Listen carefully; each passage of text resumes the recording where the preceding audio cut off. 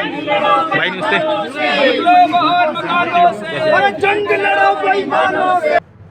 दिल्ली के उप मुख्यमंत्री मनीष सिसोदिया पर ईडी द्वारा की जा रही कार्यवाही के विरोध में आम आदमी पार्टी सड़कों पर है।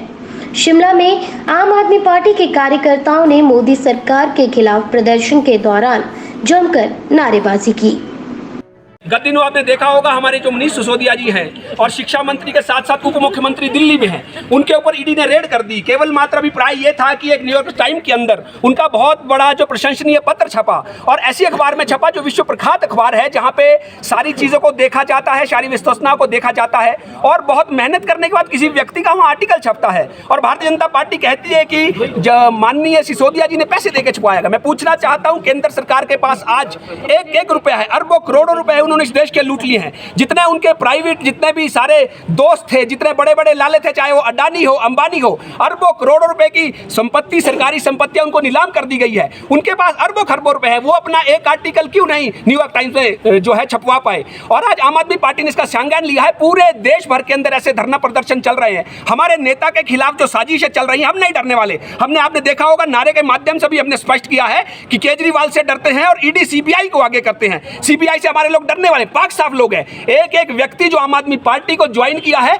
वो पाक साफ व्यक्ति अपनी मेहनत की कमाई खाता है और देश की देशभक्ति के लिए भारत माता की जय करने वाला व्यक्ति है। तो इन प्रपंचों से हम डरने नहीं वाले। मोदी जी और अमित शाह जी को उनके जितना कुन है उनको सबको सीधा सीधा स्पष्ट संदेश देने वाले हैं। हम अपने नेताओं के साथ खड़े हैं और इसके लिए हमें जो मर्जी जेल जाना पड़े, सब कुछ करना पड़े, धरना देने पड़े, प्रदर्शन करने पड़े, लेकिन आज हमने आपके माध्यम से ये आवाज उठाई है और जहां जहां भी बीजेपी भारतीय जनता पार्टी के नेता हो वो इसको सुन ले। आम आदमी पार्टी डरने नहीं वाली, हमारे नेता नहीं डरने वाले, पाक साफ नेता हैं और लगातार बेहतरी के लिए काम कर रहे हैं। आप देखिए शिक्षा के अंदर क्या नहीं किया। विश्व विख्यात उन्होंने एक शिक्षा का मॉडल दिया है और केजरीवाल जो गवर्नेंस ऑफ मॉडल है पूरे प्रदेश और देश में विख्यात है। आप देखिए लोग उसकी तारीफ कर रहे हैं, डोनाल्ड ट्रंप उसकी तारीफ कर चुके हैं, सारे कर चुके हैं। आखिर भारतीय जनता पार्टी के जो लोग भ्रष्टाचार में संलिप्त है और भ्रष्टाचार में दिन प्रतिदिन नए नए आयाम स्थापित कर रहे हैं, उनके ऊपर लोकल एजेंसियां भी दबिश नहीं कर रही है। लेकिन आम आदमी पार्टी का व्यक्ति जो परिवर्तन लाना चाहता है और कुछ ना कुछ बदलाव लाना चाहता है, बेहतरी, शिक्षा, स्वास्थ्य, सड़क, बेरोजगारी और सारी चीजों में जो बेहतरी कर रहा है,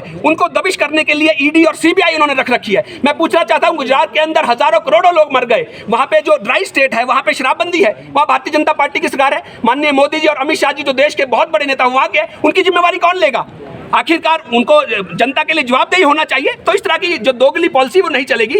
एक भी वहां की लोकल एजेंसी ने उनके ऊपर दबिश नहीं की और हजारों करोड़ों लोग जो बेईमान है, जिनको भारतीय जनता पार्टी कहती है कि भारतीय जनता पार्टी का दामन थाम लो और पाक साफ हो जाओ, गंगा जल के छींटे और भारतीय जनता पार्टी में जाना एकमात्र हिंदुस्तान में अब ये रह गया है, ताकि आपके ऊपर ना सीबीआई दबिश करे ना कोई अन्य एजेंसियां जो दबिश करे। आम आदमी पार्टी आज सड़कों पर उतरी है। हमारे साथ जिलाध्यक्ष हैं, हमारे लोकसभा के प्रभारी आष्टा जी हैं, हमारे साथ जेडी चौहान जी है, हमारे संगठन मंत्री है, बाकी माताएं बहनें, हमारे सारे जितने वर्कर हैं, इसी तरह निरंतर धरना प्रदर्शन करेंगे पूरे प्रदेश में, देश भर के अंदर। सीधा और स्पष्ट संदेश जो है हम भारतीय जनता पार्टी के नेताओं, कानूनों को देना चाहते हैं कि इस तरह की दबिश नहीं चलेगी। हम डरने नहीं वाले हैं। हमने एक रुपए की बेईमानी नहीं की है और अगर आपको इससे भी ज्यादा लगता है तो आप अपने नेताओं का नार्को टेस्ट करवा लो, हमारे एक एक वर्कर का नार्को टेस्ट करवा लो। जो भी दोषी पाया जाएगा उसको सलाखों के पीछे डाल दो। हम जाने के लिए तैयार है। अगर हमारे पीछे हमारे बारे में एक भी चीज किसी को कोई मिलती है, हमारे नेताओं को तंग करना वो बंद करे, उन्हें काम करने दीजिए। हमारे सुप्रीमो ने ठीक कहा कि अगर माननीय मोदी जी के खिलाफ 4 FIR दर्ज करवा ली जाए, एज ए प्रधानमंत्री कोई भी करवा सकता है, संविधानिक